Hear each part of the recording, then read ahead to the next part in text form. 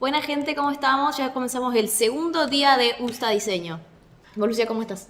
Yo estoy bien, Bien, nerviosa pero excelente. bien. Volvimos. Ah.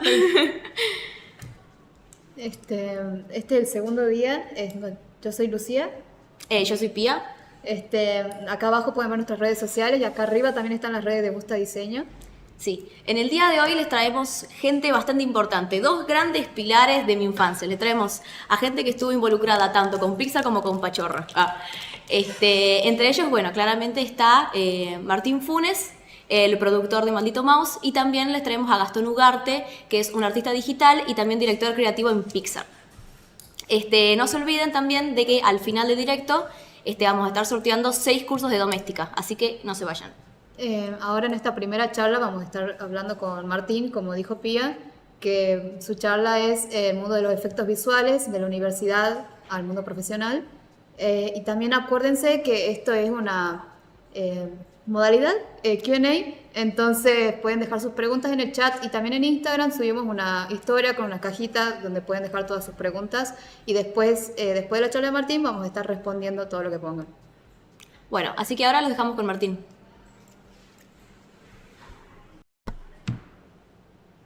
Bueno, mucho gusto. Gracias por la invitación. Em, bueno, vamos a empezar. Quería checar primero que se escuche todo bien y que se vea todo bien lo que se está viendo. Si estamos ok, avanzamos. Eh, bueno, perfecto. Bueno, me presento. Mi nombre es Martín López Funes. Yo soy socio fundador y productor ejecutivo de Maldito Mouse. Maldito Mouse es un estudio de efectos visuales que ya tiene 20 años de carrera.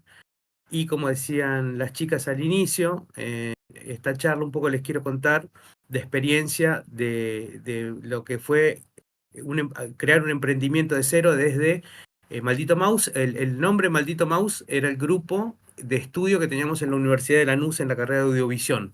Entonces éramos un grupo de gente que nos llevábamos bien, que hacíamos cosas y que nos gustaban y que digamos que excedían por ahí lo que hacíamos, lo que nos pedían en cada cátedra y nos dimos cuenta que funcionaba muy bien, entonces decidimos llevarlo un paso más allá.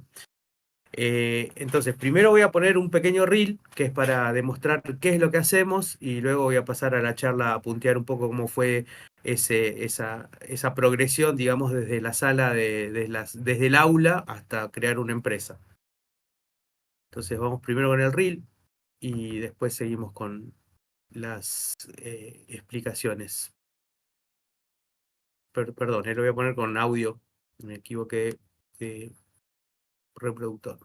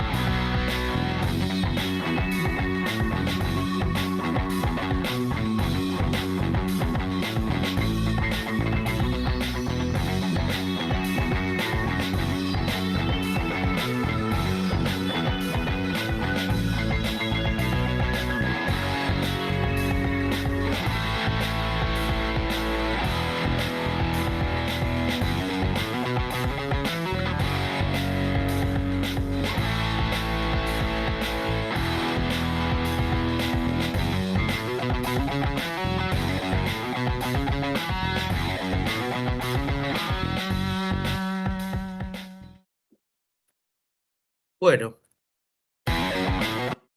esto es un poco, este reel es un compendio que cuenta un poquito de qué tareas hacemos. O sea, los efectos visuales son aquellos efectos digitales que ayudan a contar una historia.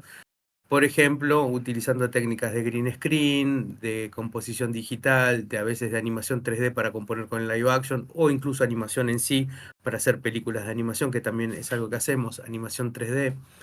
Eh, Bien, ese es un poco, ese reel más o menos es un compendio de las tareas típicas adentro de una producción, del tipo de producciones en donde trabajamos nosotros. Efectos de magia, efectos como esto que vemos la chica que flota, pantallas, celulares, bueno, muchas cosas que ocurren que hacen funcionar a la narración y que en el set, para tener una grabación controlada, es mejor agregarlas en postproducción.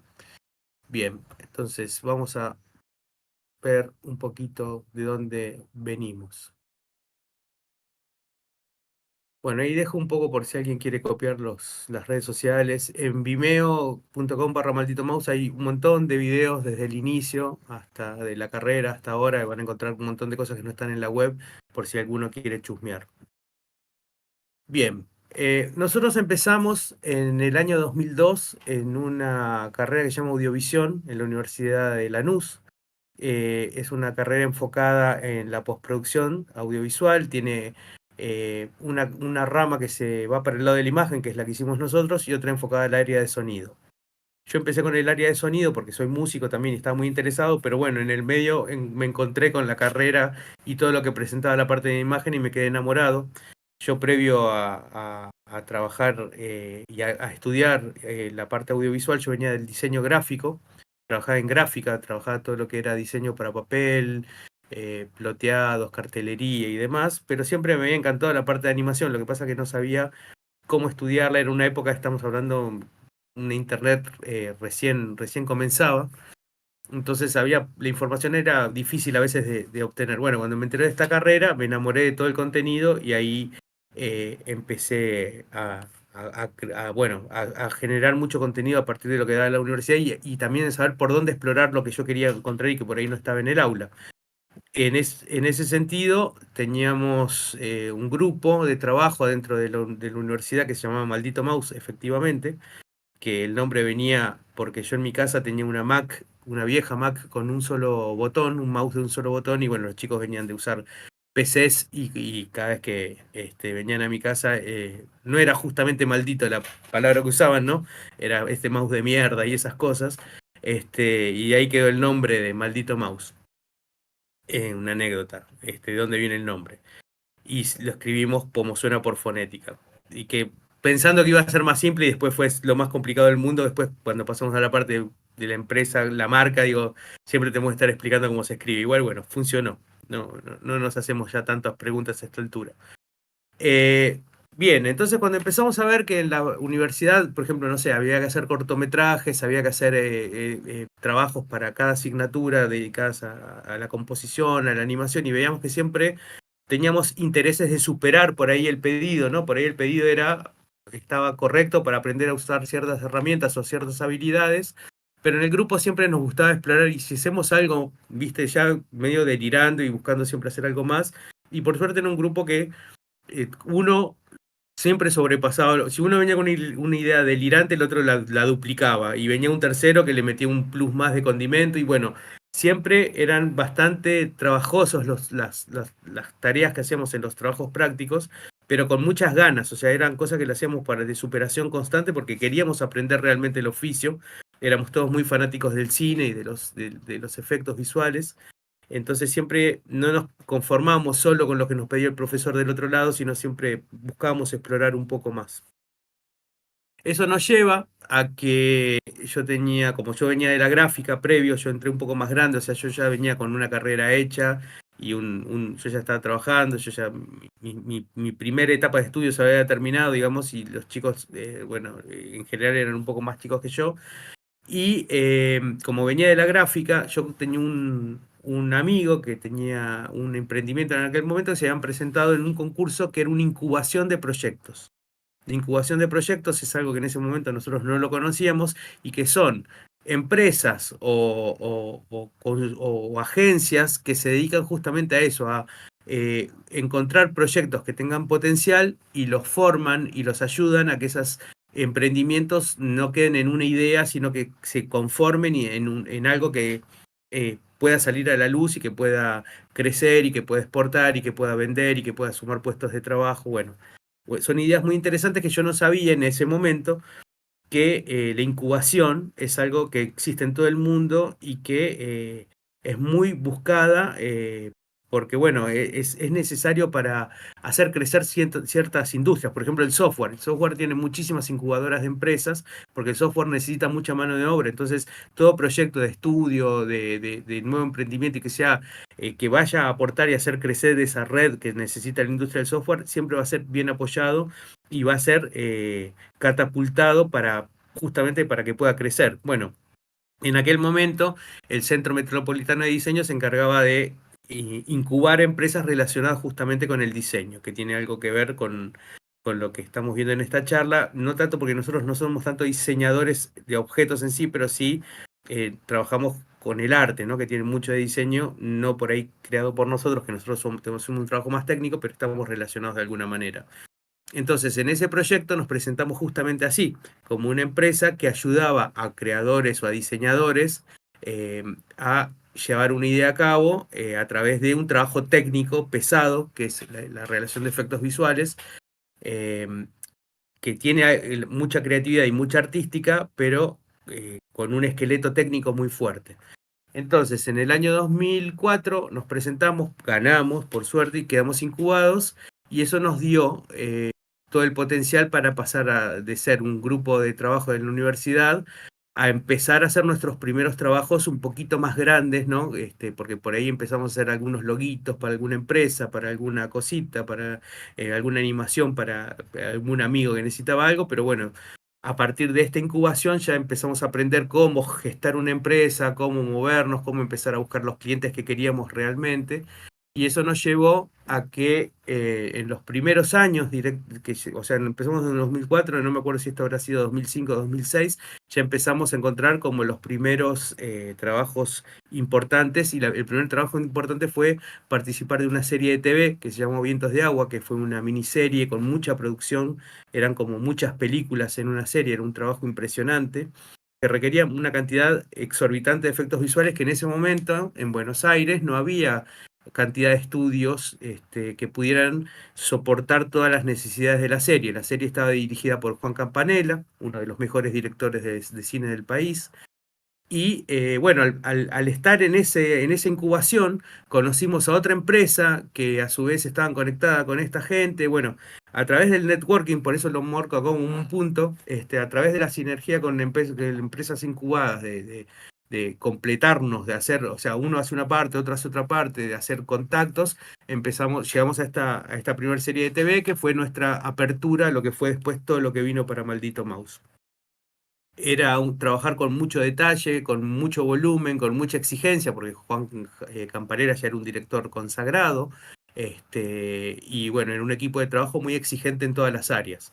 Entonces nosotros dimos nuestros primeros pasos profesionales con una supervisación muy estricta que nos llevó a volvernos muy buenos, porque si no, no podíamos ser parte del proyecto. Y bueno, la verdad que ese fue una escuela para nosotros genial y que todo se empieza a relacionar, ¿no? O sea, la incubación nos ayudó a tener ciertas habilidades de hacer networking, de reforzar ciertos conocimientos, saber que la capacitación constante en nuestro rubro es algo que tiene que ser parte de la estructura.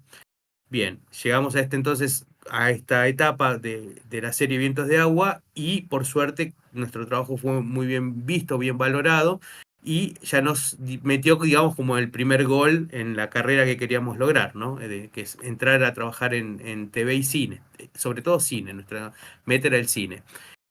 Bien, este proyecto sigue creciendo con el espaldarazo de participar en esta serie. Empezamos a poder vender nuestros servicios y exportar servicios. O sea, ya en una etapa muy temprana de la empresa pudimos empezar a vender servicios a varios países. Bueno, la calidad seguía creciendo, crecía la empresa también, ya no éramos los tres socios que empezamos, sino empezamos a hacer más, a contratar gente, incluso a veces hasta asociarnos con otro estudio para poder absorber más cantidad de trabajo. Bueno, empezó a crecer todo de una manera que era lo que queríamos. Y ahí, a partir bueno, de las redes logradas a partir del trabajo en Vientos de Agua, viene el hit, o sea, para nosotros en el medio hubieron muchos trabajos, pero lo tomo como el hit, digo, esto fue lo que nos despegó realmente, que fue y participar del Secreto de sus ojos, que es la película ganadora del Oscar, una de las pocas películas argentinas que tiene un Oscar. Y nosotros trabajamos no sé si vieron la película, pero si la ven, hay una escena en la cancha de Huracán, que es una escena muy lograda, muy bien hecha, muy diferente y muy novedosa para la época y para el tipo de cine que se hacía argentino en aquel momento. Es una secuencia a nivel de efectos visuales la creó y la diseñó y la dirigió Rodrigo Tomaso, que es uno de los mejores artistas de efectos visuales de Argentina, que tiene un estudio que se llama Honor.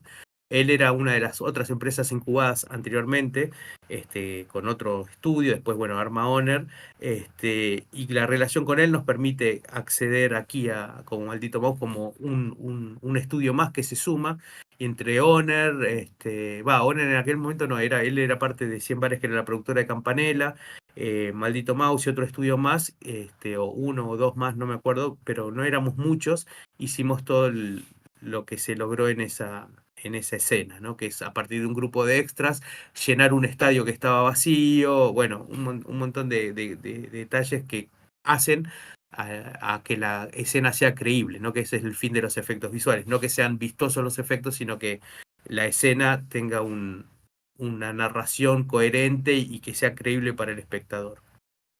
Bien, entonces empezamos en la universidad y llegamos a esta película que después de su recorrido ganó un Oscar y bueno, eso terminó de darnos un espaldarazo muy grande en nuestra carrera profesional. Eh, Esto hace que el emprendimiento, antes éramos tres monotributistas, y una sociedad de hecho, era una empresa chica, muy pequeña, y con este crecimiento la empresa pasa a ser una SRL, una sociedad de responsabilidad limitada, o sea, pasa a crecer en volumen, en ventas, bueno, crece en todo sentido. Eh, a la fecha, a partir de esta película, digamos, ya tenemos más de 50 títulos entre films y series nacionales e internacionales.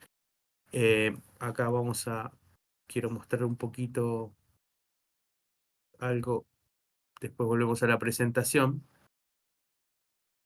Por ejemplo, porque no me acuerdo, la verdad ya no me acuerdo todos y a veces me gusta repasar esto para ver qué cosas hicimos. Bueno, el encargado, por ejemplo, hemos participado de los efectos visuales junto con otros estudios, como Honor, que también es el que mencioné de la época de El secreto de sus ojos, la serie Freaks de Disney, Entrelazados, es una serie producida por Disney también. El Reino, trabajamos este, en la segunda temporada del Reino. El Rugido de las Mariposas, una serie, una coproducción muy importante de Colombia. El Robo Mundial, otra serie, bueno, Más respeto que soy tu madre, es una obra de teatro famosísima que se llevó al cine, participamos ahí. Bueno, no voy a nombrar todos porque son un montón, pero bueno, a partir de ese golazo, digamos, del secreto de sus ojos, todos los años teníamos uno o dos tanques por suerte, o más, a veces que mucho más, y con la época cuando viene el streaming, bueno, mucha película pasó a ser, en vez de películas, series, se producen más series, y bueno, terminamos haciendo una cantidad muy importante de trabajo hasta el día de la fecha, por suerte. Acá voy a mencionar algunos hits que no me quiero olvidar.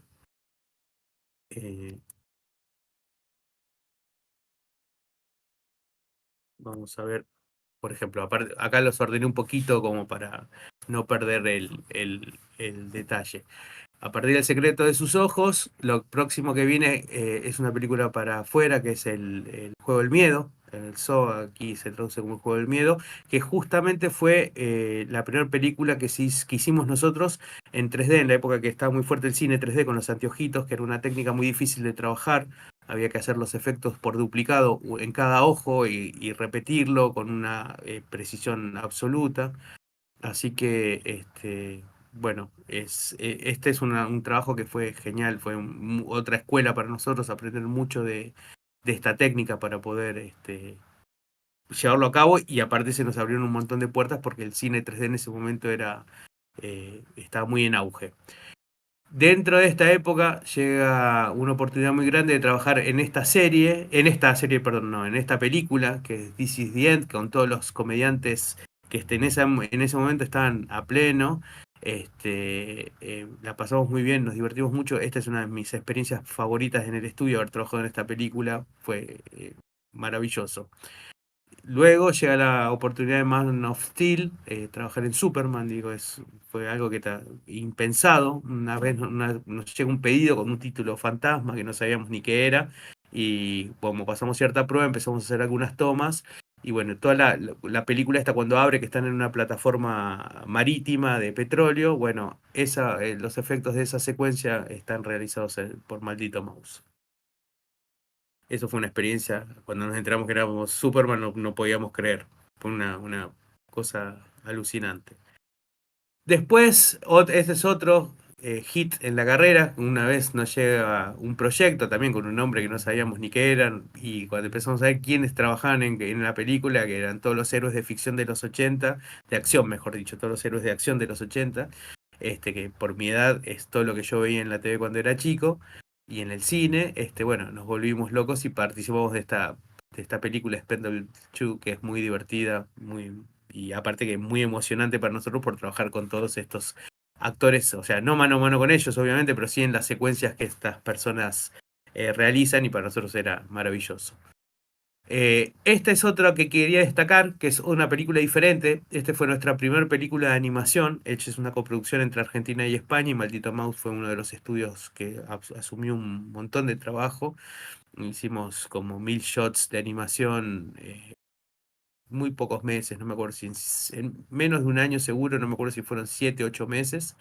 Fue un desafío muy intenso, porque nosotros veníamos haciendo cosas de animación pero pequeñas o 3D para integrar con live action, y esto fue un desafío que nos llegó, lo probamos, lo pudimos asumir, fue un trabajo en conjunto con varios estudios de España y algunos estudios aquí de Argentina también, pero ha sido un gran desafío y estamos muy contentos con el resultado. Aparte, La Gallina Turuleca también era una canción, mejor que en nuestra infancia, sobre todo los que éramos los socios originales de Maldito Mouse, era una canción que la escuchamos cuando éramos niños, entonces nos entusiasmaba mucho ser parte del proyecto. Ya llegando más a la actualidad, bueno, El Reino 2 fue otra experiencia muy importante de hacer por los actores, por lo bien hecha que estaba la serie y toda la cadena de producción y postproducción, y el encargado también. Fueron del último tiempo 2 de los proyectos que más gustos nos ha generado poder estar trabajando ahí. En el encargado estuvimos en la segunda temporada, y en El Reino también la segunda temporada con otros estudios. En el encargado con Honor, y en El Reino con otros estudios de Argentina también.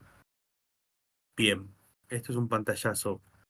Y ahora, hoy, la que quiero destacar es esta, que está en producción y estamos trabajando. Somos también dentro de una cantidad de estudios que están trabajando para este proyecto. Nosotros también estamos aportando nuestro granito de arena para El Eternauta. Eso es algo que estamos en producción actualmente. Acá dejo un trailer del Eternauta, si no lo conocen, es un cómic argentino de los años 60 sobre ciencia ficción, es de ciencia ficción, y tiene muchos elementos que luego lo hemos visto en películas que se han hecho hiper famosas, pero bueno, esto es argentino y fue como uno de los primeros que empezó con una cierta temática del espacio y invasiones. Bueno, es algo que es muy grosso, lo dejo un ratito para que vean de qué se trata.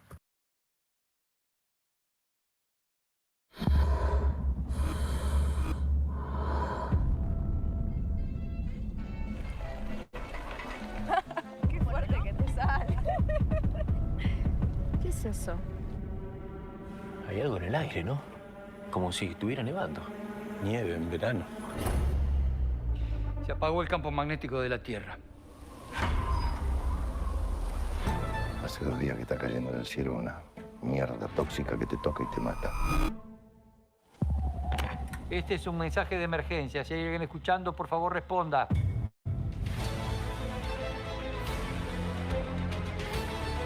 Si los polos se apagan, las partículas radiactivas caen sobre nosotros.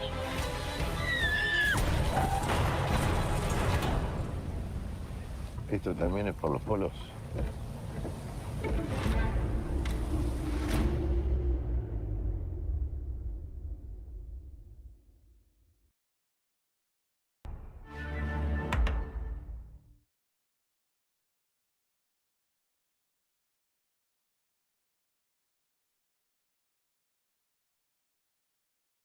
Bueno, y ahí ya hemos llegado al presente, así que ahora lo único que me queda es, dejo de vuelta los datos, ahí he hecho un pantallazo un poco del recorrido y las tareas que hacemos, y como sé que no tenemos mucho tiempo y hay otros oradores después, quería ver si hay preguntas, si queremos abrir un diálogo, de mi parte, encantado.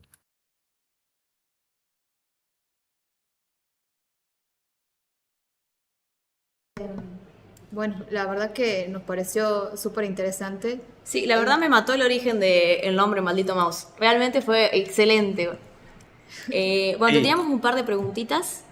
dale.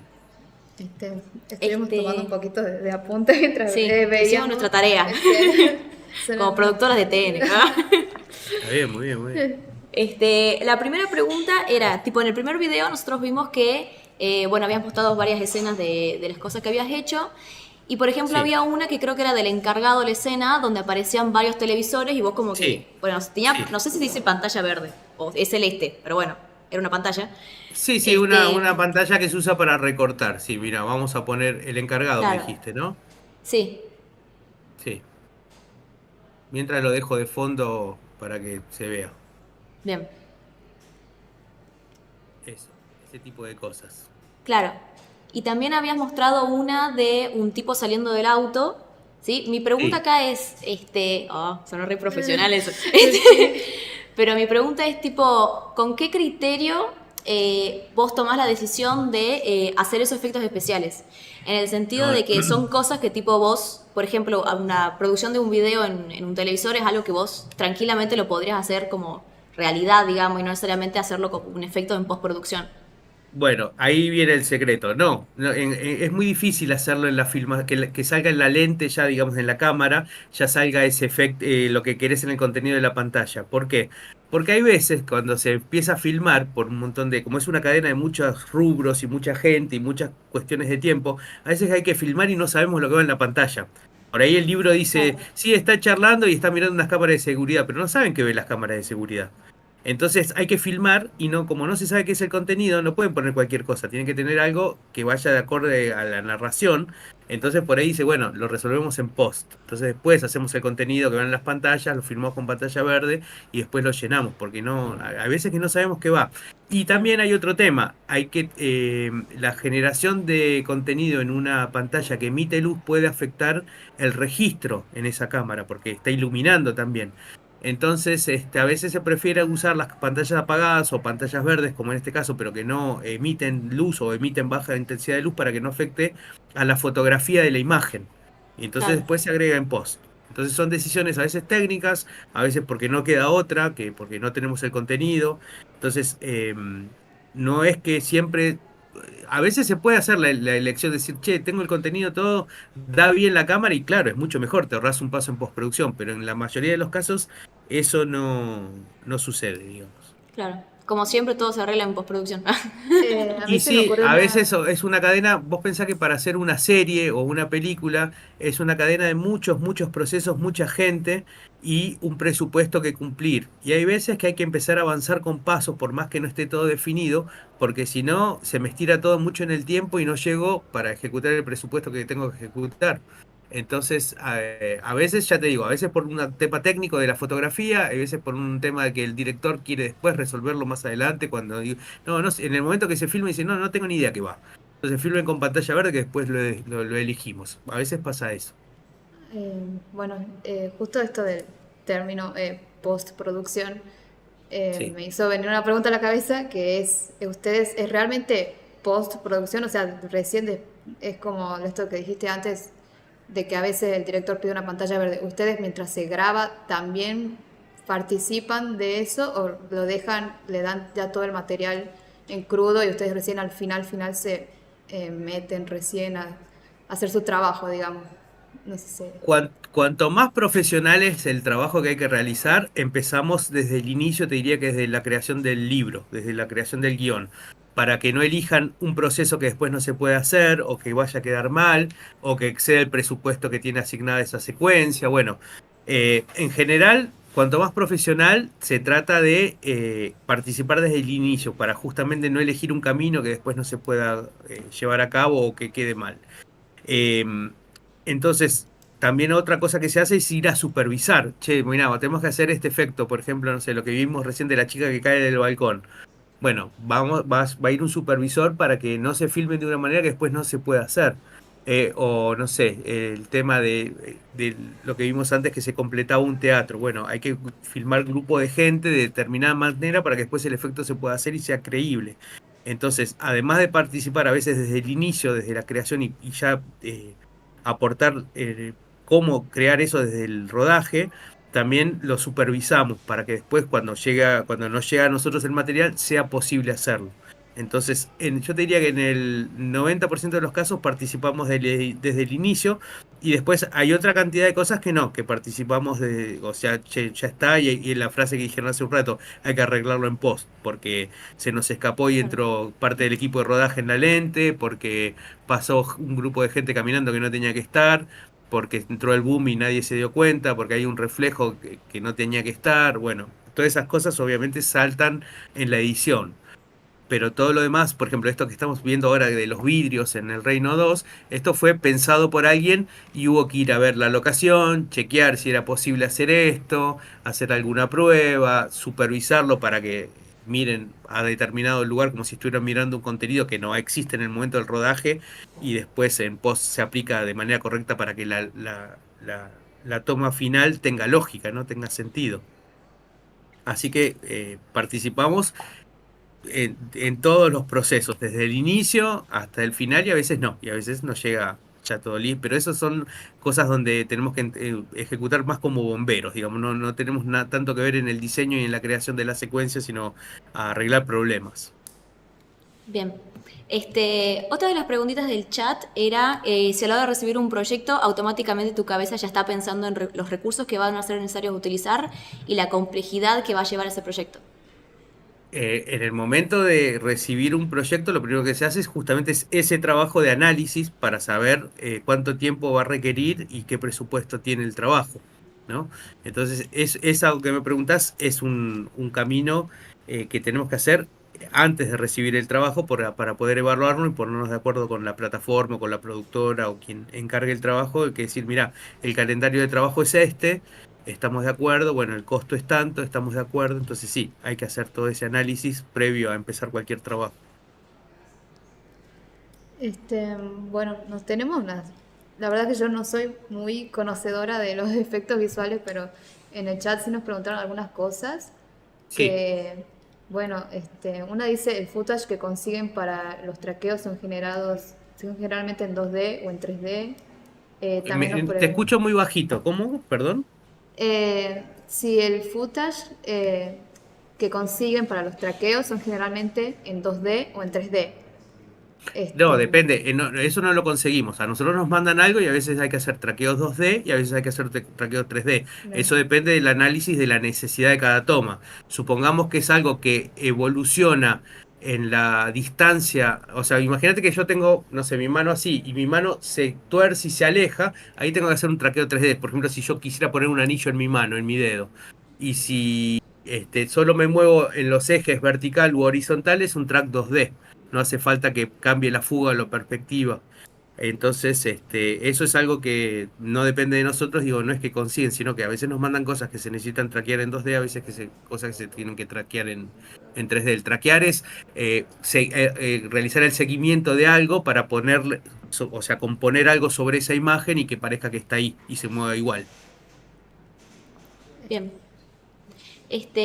Otra preguntita también era, ¿cuál es la parte más pesada del trabajo? Si conseguir footage, el tracker de la pantalla o las correcciones de color en postproducción o algún otro paso que no hayamos nombrado. No, bueno, es rara esa pregunta porque el footage no es que se consigue, o sea, se genera en el rodaje y se trabaja, se edita y ya se sabe que se tiene que trabajar. Entonces, lo que nos llega a nosotros es un material que ya está editado y está pensado para ser trabajado en efectos visuales. Em, y pesado no, o sea, son tareas diferentes. Corrección de color, por ejemplo, no sabemos, es otra área. El colorista es otra parte y está más integrado en lo que es el laboratorio, hoy laboratorio digital, pero es lo que hacía el antiguo laboratorio que tenía las tareas de color y revelado. Hoy el laboratorio digital también de alguna manera revela el material digital, hace el color y hace el conformado final. El colorista es otro eslabón en la cadena de postproducción. No tiene que ver con efectos visuales. Yo tenía una duda que ya saliendo un poco de tecnicismo, de efectos visuales, que sí no me parece muy impresionante, pero tal vez creo que es algo que nos puede como ayudar a cualquiera en cualquier área del diseño, tal vez hasta incluso no del diseño, pero es el tema de cómo hacer el networking, que es lo que nombraste cuando estabas hablando de Incuba. Sí. ¿Cómo lo harías, digamos, para si yo soy un estudiante y quiero salvo al mundo y no sé qué hacer, no sé por dónde empezar, con quién conectarme, o sea, Sí, bueno, eso es algo que aprendimos mucho justamente cuando conocimos que había incubadoras de proyectos. Eso es fundamental porque es algo que existe, en general son gratuitas, que no hay que pagar nada, o sea que vos te presentás y son concursos y eligen a quién incubar. Y en la incubación, una de las primeras cosas que te enseñan es eso, la creación del networking. Entonces, vos tenés que elegir, esto funciona para cualquier rubro, para los efectos visuales, para el director de cine, para el director de fotografía, para el diseñador de motion graphics, para el diseñador gráfico. Vos tenés que ver dentro de tu universo, de tu rubro, qué tipo de eventos hay, dónde se concentra la industria, qué medios, por qué vías habla y circula la industria.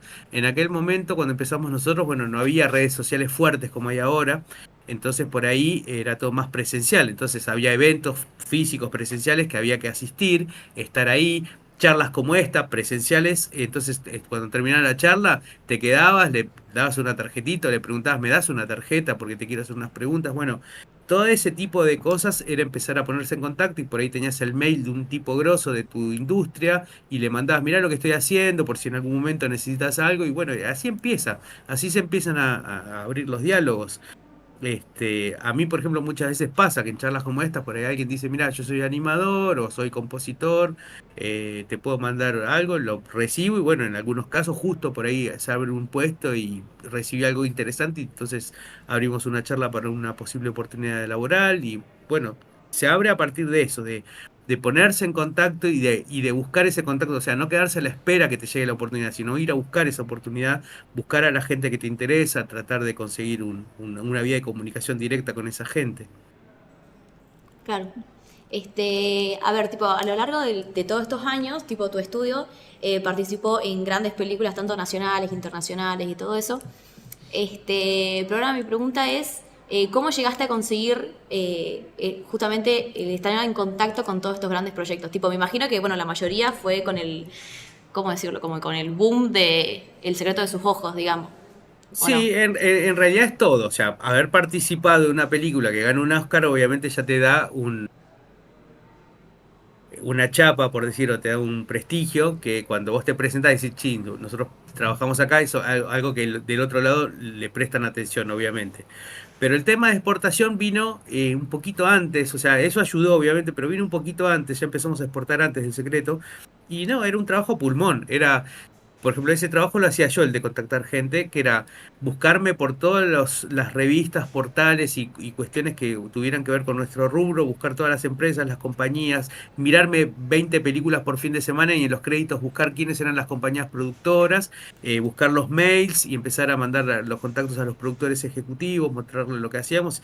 Y era un laburo de hormiga, uno a uno, y así se empezaron a abrir. Primero fue uno, después fue uno, fueron tres, cuatro, después un trabajo chiquito, después un trabajo más grande, hasta que llega El Juego del Miedo, que fue la primer película así que hicimos, no completa, pero hicimos bastantes tomas dentro de una película, porque había un estudio principal en Canadá que estaba como sobrepasado y tenía que delegar, y bueno, nos eligió a nosotros como ser su estudio para Overflow, y ahí empezó una relación, pero fue que se gestó así, de empezar a buscar contacto uno a uno, y y está bien, digo, cuando aparece, estar preparado para, o sea, no tocar las puertas de alguien y si te dice, bueno, a ver, resolver esto, no estar preparado. Nosotros cada vez nos capacitamos más y estamos muy al día con todas las técnicas de postproducción. Nos asegurábamos de estar muy en línea con lo que la industria necesitaba. Y bueno, entonces donde había una oportunidad, dábamos una respuesta certera. Eso fue, creo, un poco el secreto de poder ir creciendo, de estar bien preparados.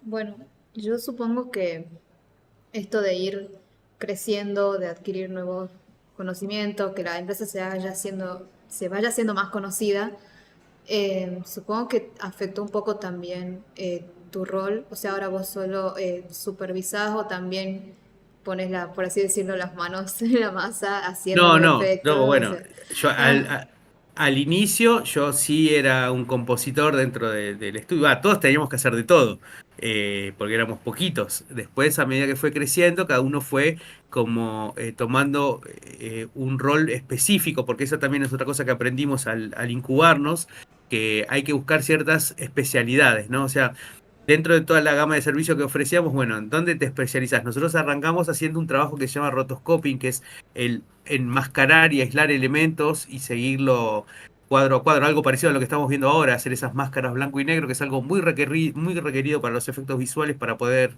aislar figura de fondo. Y es un trabajo muy pesado, es un trabajo que nadie quiere hacer. Bueno, dijimos, bueno, esto es lo que no lo quiere hacer nadie, hagámoslo nosotros.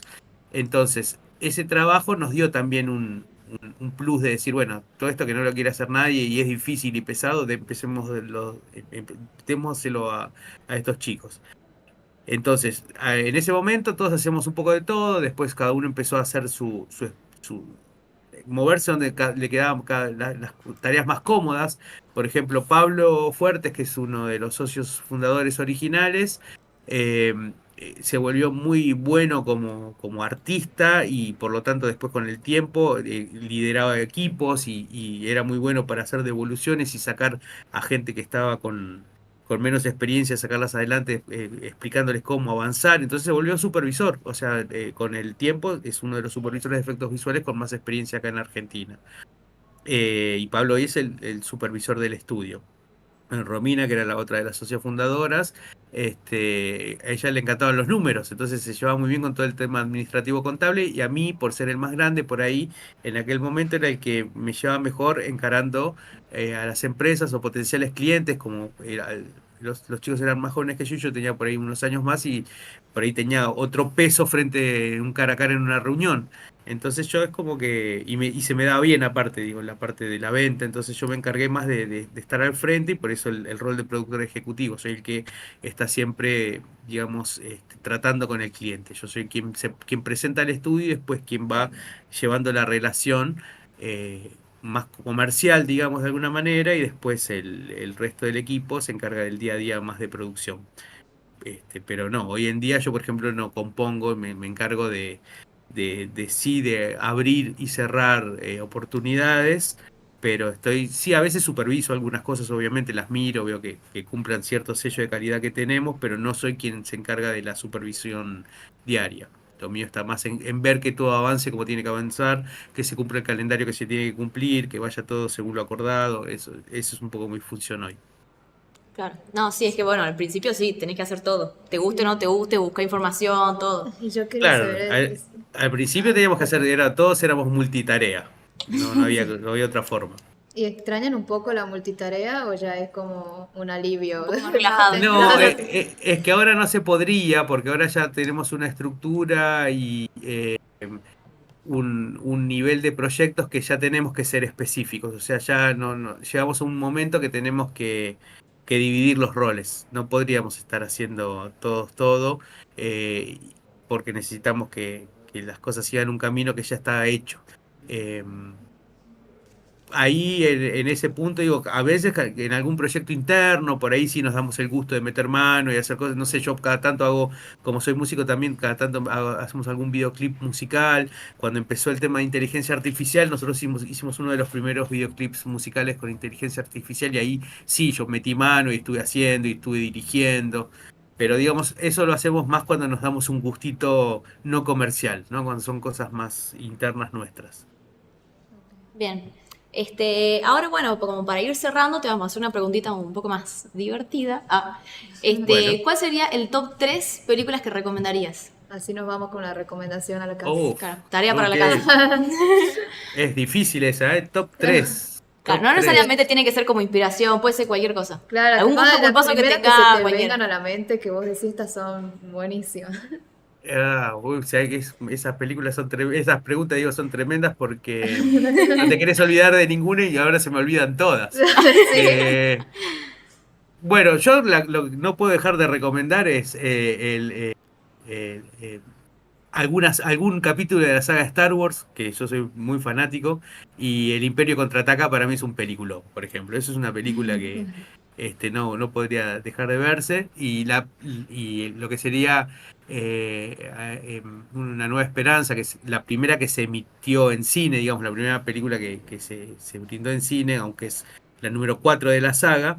Esa es una lección de historia y una lección de no hay nada inventado y hay que hacerlo igual. Esa película es una maravilla, porque todos los efectos que tiene son muy artesanales. No inventaron, digamos, muchas formas de hacer cosas que no existían hasta ese momento. Eh, y bueno, por ahí ustedes son mucho más jóvenes y no toman la distancia que, o sea, las películas de ciencia ficción, hasta esa primera Star Wars que salió en el cine, era una cosa. Cuando salió eso, fue una cosa que vos no lo podías creer. Estabas viendo de verdad algo en el espacio exterior, estabas viendo naves de verdad. En todo lo demás es como que se notaba. Viste que siempre decías, Sí. está bien, es divertido, pero esto es un truquito, ¿no? Y eso era todo de verdad. De repente te metías en un universo que era de verdad. Entonces, esas dos primeras películas estrenadas en cine para mí son imperdibles. Y después, Se salió a ver, la ¿qué llamada. otra? Así que sean. Bueno, This is the End, esa que nosotros trabajamos y que la nombré, para mí esa también. O sea, querés reírte mucho y pasarla un rato así sin tener que pensar y encontrar el mensaje de la película. Bueno, esa película es genial, a mí me parece un peliculón. Yo cada vez que puedo la veo, para cuando me quiero reír mucho la veo. Y una tercera, no sé, a ver, no se me ocurre en este momento. Eh, No sé, la verdad que en este momento hay tantas películas buenas. Bueno, si no la vieron, El secreto de sus ojos es un peliculón. Esa es, si no la vieron, es una gran película para recomendar. Bien. No, sí, igual eso es razón. Lo de las películas viejas, los efectos especiales que eran hechos ahí a pulmón, es buenísimo. Y más las películas de terror, cuando le cortan la cabeza, algo Se así. llama la Son buenísimas. película del cazavampiro que... ¿Cuál cosa bueno, Castlevania, ¿Cuál? el que caza vampiro y también caza monstruos, que bueno, los efectos especiales están buenísimos, pero no me acuerdo cómo se llama ahora. Sí, hay muchas películas. Bueno, en el terror, en todas las películas de género, de ciencia ficción, de terror, es donde más se explora justamente todas las técnicas para hacer efectos, porque es donde más abunda cosas como que no, digamos que no lo contás así nomás con una cámara, cortar una cabeza, matar gente, o matar un vampiro, digo, vampiros, monstruos, es genial. Todas las películas Sí. de ciencia ficción o de género de terror son muy buenas también. A mí me gustan mucho. Puede ser que ahora, la verdad, voy a ser sincera, lo vi como en un título de YouTube alguna vez, pero dijeron que los efectos de ahora como que estaban bajando un poco la calidad, y que tal vez antes, cuando era todo más casero, hasta le ponían como más ganas a la hora de hacerlo.